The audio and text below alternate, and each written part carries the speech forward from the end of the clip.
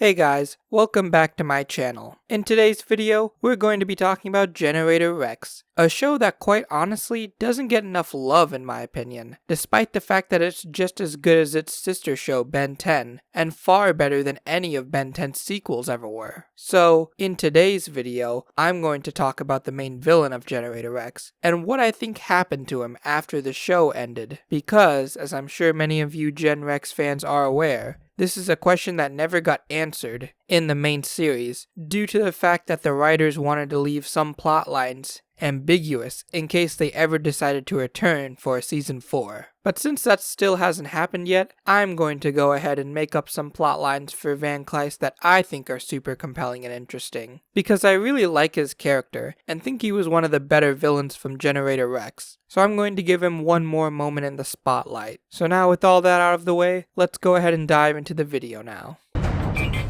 So this first idea is what I think is the most likely outcome for Van Kleiss. See, while most fans seem to think that Breach saved Van Kleiss out of some sense of loyalty during the final episode of the show, I'm not quite so sure about that. Like, remember when he was torturing Breach in the season 2 finale by pushing her body to extremely unhealthy limits?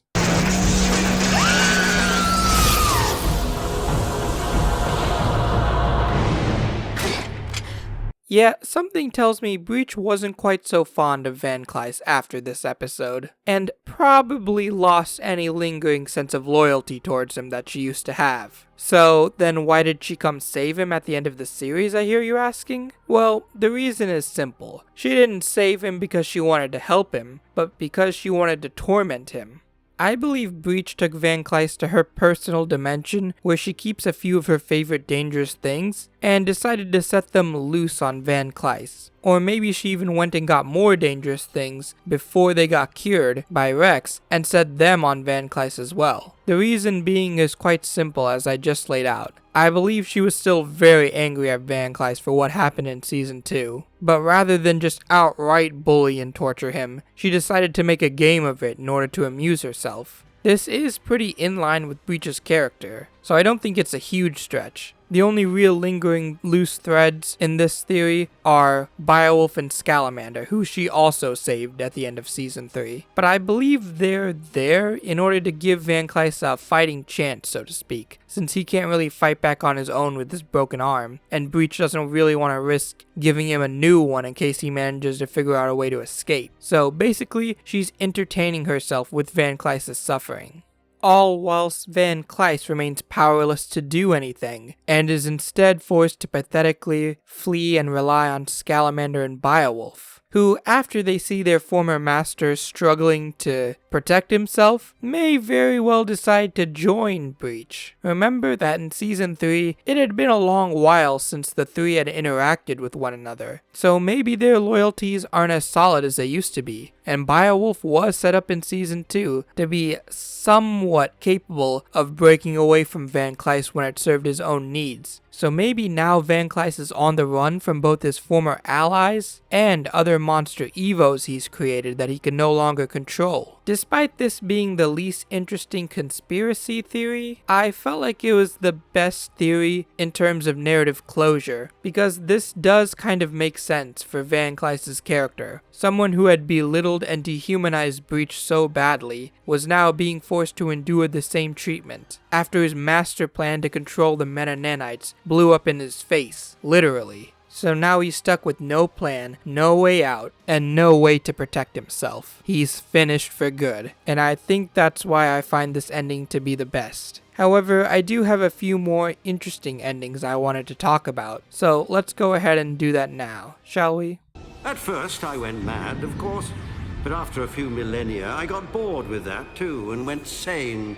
I know I said I had a few more theories, but I felt like this one was stronger than the other ones I had, so it's gonna be the last one in this video. But don't worry, I think it's the best one on here. So for this last theory, I'm looking back into one of my older conspiracy theories, from way back when I first started making conspiracy theory videos, where I suggested the idea that Van Kleiss helped build the Chronosapiens from Ben 10 with Professor Paradox. In that theory, I posited the idea that Van Kleiss can be pretty easily removed by Professor Paradox Paradox from his timeline, since his story is pretty much finished, and he already interfered in his own timeline anyways, making him an anomaly of sorts that's safer to take away than, say, someone important to the plot like Rex himself or Caesar. So for this theory, I'm operating under similar logic, that Paradox can and probably did meet with Van Kleiss at some point, and was able to remove him from his timeline, or from Breach's dimension, with a very little issue. But why would Paradox help Van Kleiss? He's a good guy, right? Well, not exactly. See, while he does help Ben on occasion, he's mostly an enigma, and for this theory specifically, I'm not even suggesting it's that version of Paradox that meets up with Van Kleiss. Remember early on in Ben 10 where he referenced a time where he went very insane? I believe this insane Paradox temporarily escaped the event horizon and met up with Van Kleiss in Breach's dimension, and Van Kleiss, someone who has also traveled through time before and gone temporarily mad, recognized what Paradox was going through as a form of time insanity, and latched onto him in order to manipulate him into allowing him to escape Breach's dimension, and going somewhere with more resources, where he could then rebuild his army. But the theory goes even deeper. See, I think Van Kleiss actually stopped Paradox from harming the multiverse, and re-trapped him in the event horizon, instilling in Paradox this weird sense of justice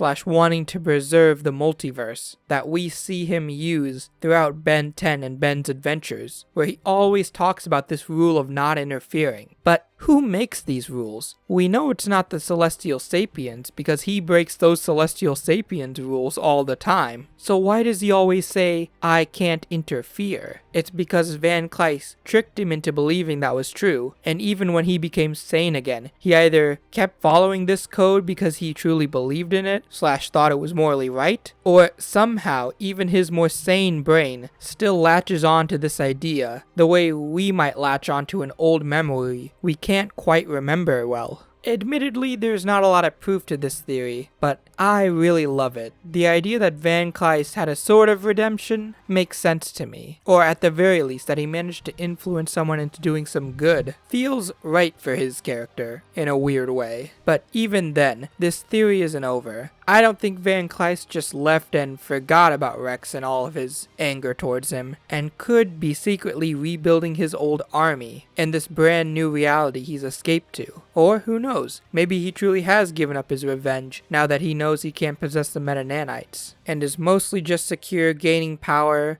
/ prestige in this new dimension / reality. Whichever way you slice it, I believe that although this theory doesn't have a ton of evidence behind it, it is the most engaging theory from a writing standpoint. But that about wraps it up for the video, folks. Hope you guys enjoyed. I tried doing something different this time, and instead of having 3 theories, had one that was super likely and one that was off the walls crazy. I hope you guys liked it. I had a lot of fun making this video, and please consider subscribing, because it is really the only thing motivating me to make videos at this point, since I still don't get paid by YouTube. But anyways, that's all for today's video, guys. See you guys in the next one.